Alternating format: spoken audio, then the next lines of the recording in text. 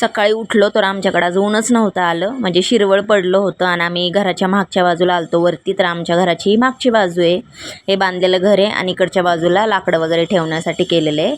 आणि हे दोघं तर सकाळीच निघून गेले आणि आम्ही पण दुपारी जाणार होतो. तर पिहू उठली तर तिच्यासाठी तिच्या पप्पांनी असे फुगे बनवले होते ते कशाचे तरी, आणि ती खेळत होती. मग नंतर यांना खायचा होता पास्ता, तर काल पानशेतला जाऊन यांनी सगळ्यांनी परत सामान आणलं होतं. तर मग मी चुलीवर छान मस्त असा पास्ता बनवला दोघींसाठी. दोघींनी नाही, आम्ही सगळ्यांनीच नाश्ता केला त्याचा. आणि मग नाश्ता वगैरे झाल्यावर काल मी रात्री ना गहू भिजवला होता, कारण तिच्या आजीला खायची होती गव्हाची खीर. ती मी बुद्ध पौर्णिमेला जी बनवली होती ना तशीच मी खीर सेम बनवली, पण ही तर त्याच्यापेक्षा छान टेस्टी झाली ती. कदाचित चुलीवर वगैरे बनवली म्हणून असेल, तर खूपच छान झाली होती.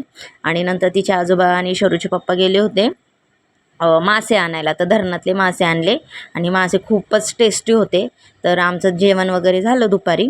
आणि घरच्याच वरच्या बाजूला आमच्या सासऱ्यांच्या वडिलांची अशी पित्र बसवलेली आहेत, तर आम्ही तिथं जाऊन पाया वगैरे पडल्या आणि मग खाली आलो. आणि खाली येताना मग शरू पिवसा इथून पाय घसरत होता, ते त्याच्या पप्पांना पकडून पकडून खाली चालत होत्या.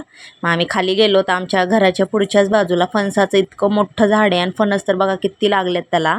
आणि जाताना आम्हाला घ्यायचं होतं पण ते पिकलेलंच नव्हते, कच्चे होते.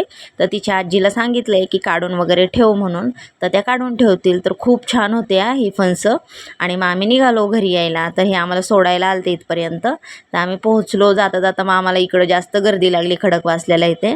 तर चौपाटीला खूपच गर्दी होती, लोक इकडे फिरायला वगैरे येतात, खाणं पिणं पण होऊन जातं इकडं. त्यामुळं मग आम्हाला जाता जाता थोडं आम्ही थांबत गेलो. भेटूया उद्या. फॉलो करा, लाईक करा, यूट्यूबला सबस्क्राईब करा. बाय.